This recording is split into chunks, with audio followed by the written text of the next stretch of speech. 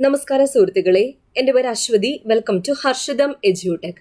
LDC Palakkad, Alappuzha ജില്ലകളിൽ ചോദിച്ച science ക്വസ്റ്റ്യൻസും റിലേറ്റഡ് ഫാക്ട്സിൻ്റെയും ഡിസ്കഷനാണ്. ക്ലാസ്സിലേക്ക് പോകാം. ആദ്യത്തെ ചോദ്യം: മസ്തിഷ്കത്തിൽ ഡോപ്പമിൻ എന്ന നാഡീയ പ്രേഷകത്തിൻ്റെ ഉൽപാദനം കുറയുന്നത് മൂലം ശരീരത്തിന് വിറയൽ, പേശികളുടെ ക്രമരഹിതമായ ചലനം, ശരീര തുലനനില നഷ്ടമാകുക എന്നീ അവസ്ഥകൾ കാണപ്പെടുന്നു. ഇത് ഏത് രോഗത്തിൻ്റെ ലക്ഷണങ്ങളാണ്? പാർക്കിൻസൺസ് രോഗത്തിൻ്റെ ലക്ഷണങ്ങളാണ് ഇവിടെ തന്നിരിക്കുന്നത്. അപ്പോൾ ഈ ഒരു ചോദ്യം 10th standard SCERT biology chapter 1 അറിയാനും പ്രതികരിക്കാനും എന്ന ചാപ്റ്ററിൽ നിന്നാണ് ഈ ഒരു ചോദ്യം വന്നിരിക്കുന്നത്. നാഡീവ്യവസ്ഥയും തകരാറുകളും, അതിൽ നമ്മുടെ ടെക്സ്റ്റിൽ അൾഷിമേഴ്സ്, പാർക്കിൻസൺസ്, അപസ്മാരം എന്നീ രോഗങ്ങളും ആ രോഗത്തിൻ്റെ കാരണങ്ങളും ലക്ഷണങ്ങളും കൊടുത്തിട്ടുണ്ട്.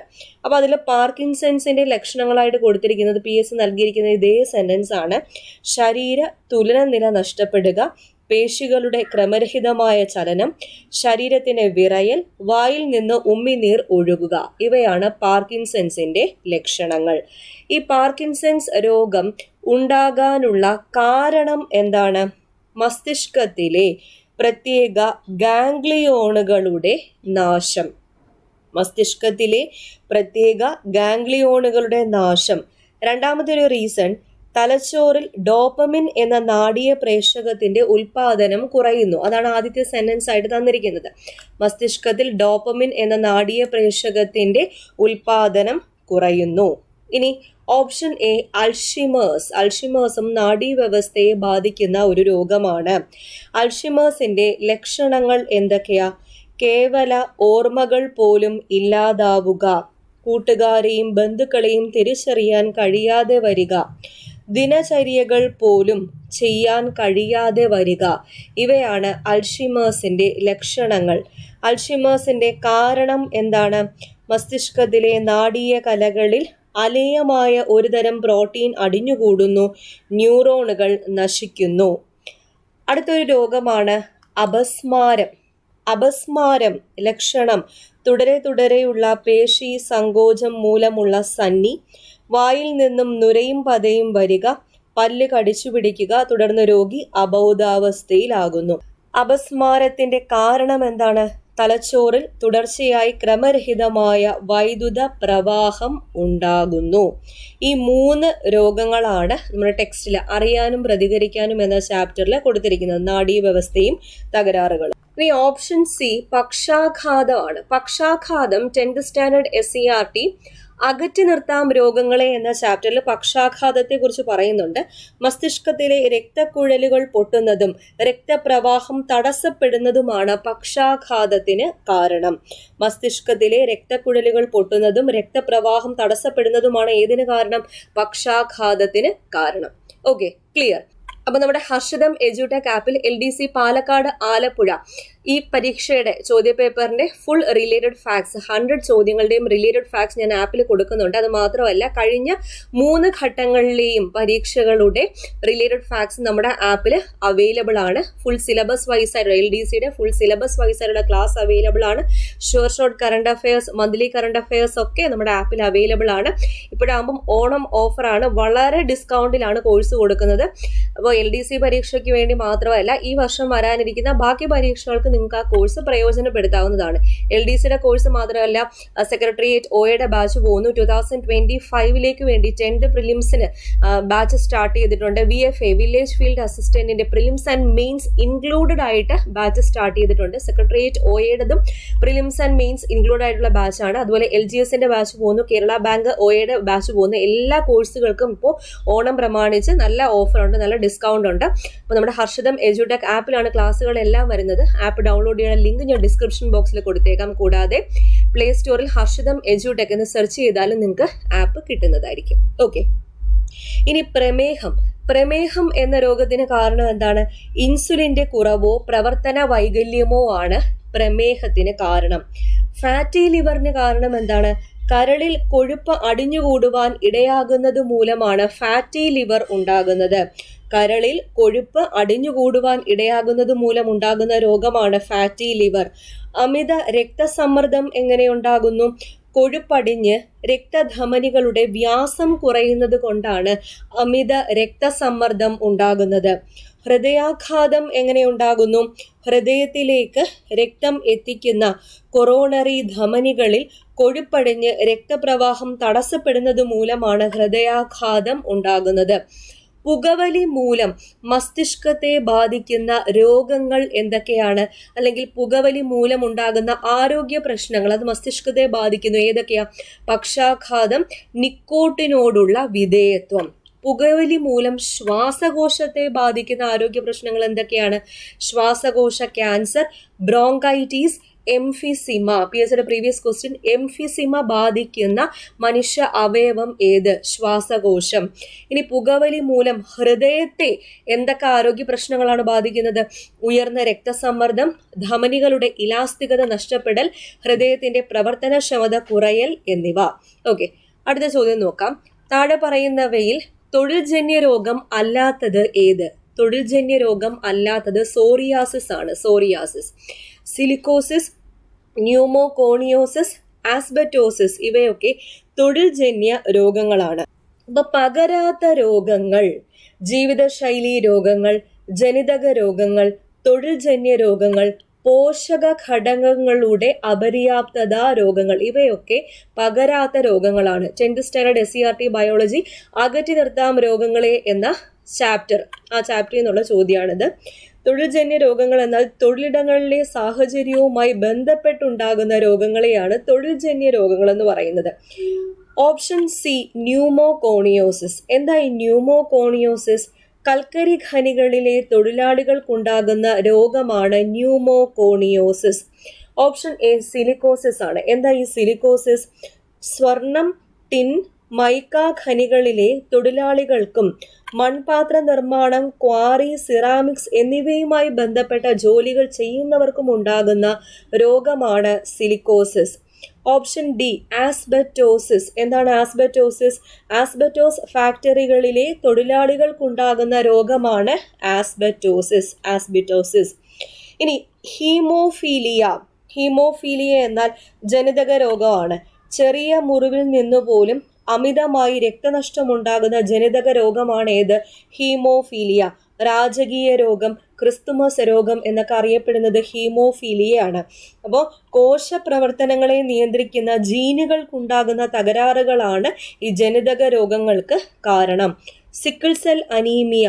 അരുണ രക്താണുക്കൾ അരിവാളു പോലെ വളയുന്ന അവസ്ഥയാണ് ഏത്? Sickle cell anaemia. Sickle cell anaemia. നിശബ്ദ കൊലയാളി എന്നറിയപ്പെടുന്ന രോഗാവസ്ഥ ഏതാ? രക്തസമ്മർദ്ദമാണ്. രക്തസമ്മർദ്ദം. ജീവിതശൈലി രോഗങ്ങൾ ഏതൊക്കെയാണ്?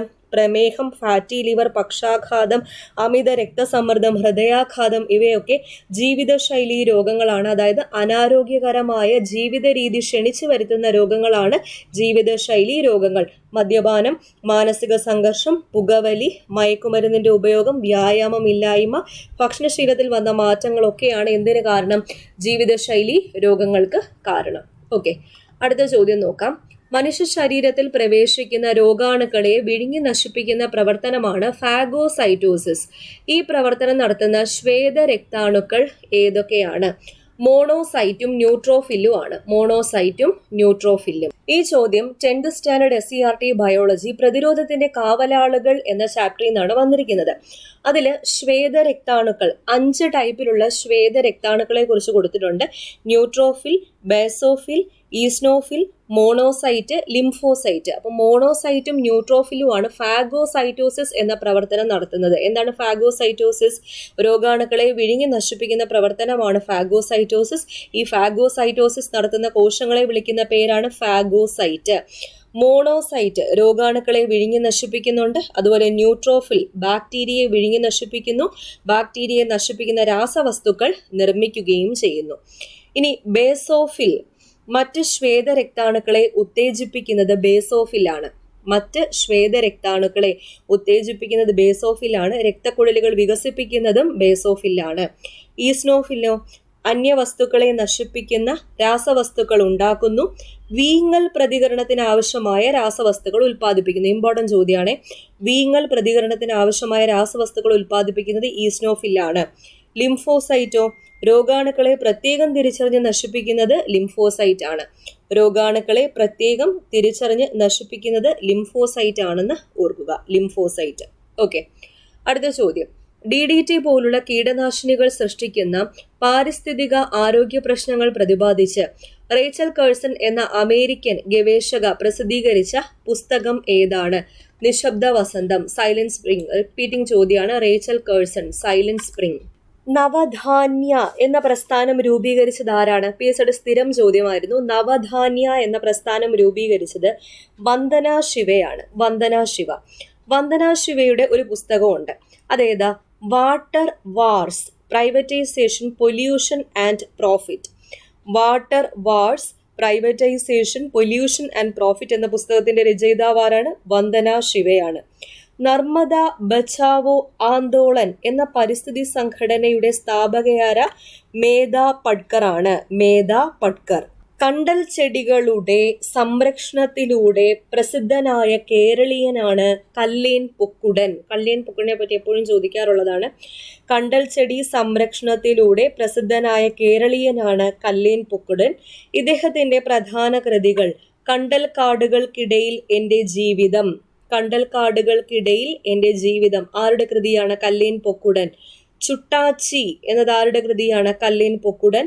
കണ്ടൽ ഇനങ്ങൾ എന്നത് കല്ലേൻ പൊക്കുടന്റെ പ്രധാന കൃതിയാണ്. അടുത്ത ചോദ്യം നോക്കാം. സ്ഥൂല ധാതുക്കൾ ഏതൊക്കെയാണ്? സ്ഥൂല ധാതുക്കൾ calcium, potassium chloride, sodium. Calcium, potassium chloride, sodium എന്നിവയാണ് സ്ഥൂല ധാതുക്കൾ. എന്താണ് സ്ഥൂല ധാതുക്കൾ അഥവാ മാക്രോ മിനറൽസ്? അതായത് നമ്മുടെ ശരീരത്തിന് ഏറ്റവും കൂടുതൽ ആവശ്യമുള്ള മിനറൽസ് ആണ് സ്ഥൂല ധാതുക്കൾ. Minerals that the body needs in relatively large amount, usually 100 milligram അല്ലെങ്കിൽ മോർ. ഓരോ ദിവസവും 100 മില്ലിഗ്രാം അല്ലെങ്കിൽ അതിൽ കൂടുതൽ നമ്മുടെ ശരീരത്തിലേക്ക് ഈ സ്ഥൂല ധാതുക്കൾ എത്തണം. സ്ഥൂല ധാതുക്കൾ ഏതൊക്കെയാണ്? Sodium, chloride, potassium, calcium, phosphorus, magnesium, sulphur. ഇവയൊക്കെ എന്താണ്?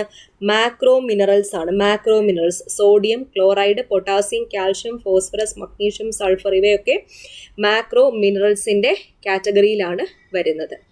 അടുത്ത ചോദ്യം. മാതാപിതാക്കൾ നഷ്ടപ്പെടുകയോ അല്ലെങ്കിൽ ഒരാൾ മരിക്കുകയും ജീവിച്ചിരിക്കുന്ന ആൾക്ക് കുട്ടികളെ സംരക്ഷിക്കാൻ സാമ്പത്തിക സ്ഥിതി ഇല്ലാതെ വന്നാൽ കുട്ടികൾക്ക് വിദ്യാഭ്യാസ ധനസഹായം നൽകുന്ന പദ്ധതി ഏതാണ്? സ്നേഹപൂർവം പദ്ധതിയാണ്. സ്നേഹപൂർവം. കേരള സർക്കാരിന്റെ കുറച്ച് പുതിയ സാമൂഹ്യക്ഷേമ പദ്ധതികൾ നോക്കാം. ആദ്യത്തേത് ശരണബാല്യം. എന്താണ് ശരണബാല്യം? കുട്ടികൾക്കെതിരെയുള്ള ചൂഷണം, ബാലവേല, ബാലവിവാഹം തുടങ്ങിയവ തടയുന്നതിന് വേണ്ടി വനിതാ ശിശുവികസന വകുപ്പ് നടപ്പാക്കുന്ന പദ്ധതിയാണ് ശരണബാല്യം. അപ്പോൾ കുട്ടികൾക്കെതിരെയുള്ള ചൂഷണം, ബാലവേല, ബാലവിവാഹം തുടങ്ങിയവ തടയുന്നതിന് വേണ്ടി വനിതാ ശിശുവികസന വകുപ്പ് നടപ്പിലാക്കുന്ന പദ്ധതിയാണ് ശരണബാല്യം. ഇനി മാതൃയാനം പദ്ധതി എന്താണ്? പ്രസവശേഷം അമ്മയും കുഞ്ഞിനെയും വാഹനത്തിൽ സൗജന്യമായി വീടുകളിൽ എത്തിക്കുന്ന പദ്ധതിയാണ് മാതൃയാനം. സ്നേഹഹസ്തം. ആദിവാസി ജനതയ്ക്ക് ആരോഗ്യ സേവനങ്ങൾ നേരിട്ടെത്തിക്കുക എന്ന ലക്ഷ്യത്തോടെ വനം വകുപ്പ് ആരംഭിച്ച പദ്ധതി ഏതാണെന്ന് ചോദിച്ചാൽ സ്നേഹഹസ്തം പദ്ധതിയാണ്. സ്നേഹഹസ്തം. സുജലം എന്ന പദ്ധതി എന്താ? ഭക്ഷ്യ പൊതുവിതരണ വകുപ്പിന്റെ ആഭിമുഖ്യത്തിൽ ജലവിഭവ വകുപ്പിന്റെ സഹകരണത്തോടെ സംസ്ഥാനത്ത് റേഷൻ കടകളിലൂടെ കുറഞ്ഞ നിരക്കിൽ കുടിവെള്ളം ലഭ്യമാക്കുന്ന പദ്ധതിയാണ് സുജലം പദ്ധതി. വയോസാന്ത്വനം പദ്ധതി എന്താ?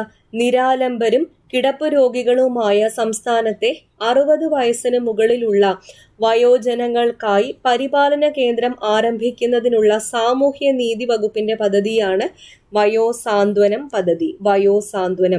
ഇനി സംസ്ഥാനത്തെ നഗരങ്ങളിലെ സമ്പൂർണ്ണ ഖരമാലിന്യ പരിപാലന പദ്ധതിയാണ് ഏത്? മാറ്റം. ഓക്കെ, അടുത്ത ചോദ്യം. പുൽമേടുകളും വന്യജീവികളെയും സംരക്ഷിക്കുന്നതിനായി മഹാരാഷ്ട്രയിൽ വരുന്ന കൺസർവേഷൻ റിസർവിന്റെ പേര് എന്താണ്? അറ്റ്പാടി. തെലങ്കാന ഗവൺമെന്റ് അടുത്തിടെ അപ്രൂവ് ചെയ്ത കൺസർവേഷൻ റിസർവ് ആണ്.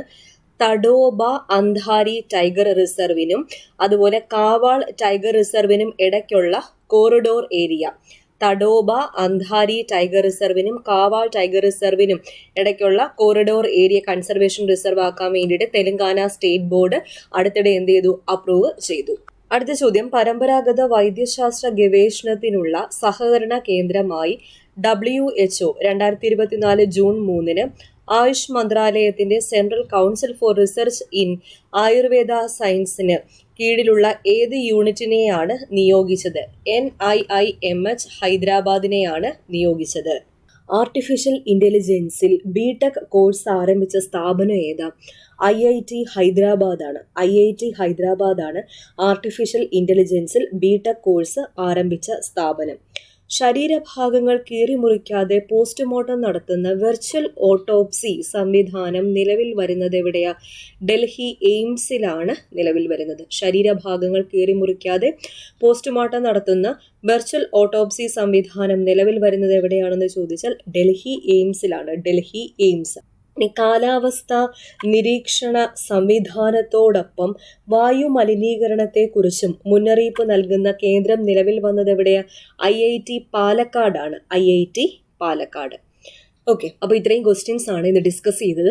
അപ്പോൾ ഞാൻ നേരത്തെ പറഞ്ഞതുപോലെ ഇതിൻ്റെ 100 ക്വസ്റ്റ്യൻസും വിത്ത് റിലേറ്റഡ് ഫാക്ട്സ് നമ്മുടെ ഹർഷിതം എഡ്യൂടെക് ആപ്പിൽ ഞാൻ അപ്ലോഡ് ചെയ്ത് വരുന്നുണ്ട്. അപ്പോൾ പഠിക്കണമെന്ന് താല്പര്യമുള്ളവർക്ക് ആപ്പ് പർച്ചേസ് ചെയ്യാവുന്നതാണ്. ലിങ്ക് ഞാൻ ഡിസ്ക്രിപ്ഷൻ ബോക്സിൽ കൊടുത്തിരിക്കാം. അടുത്ത ക്ലാസ്സിൽ വീണ്ടും കാണാം.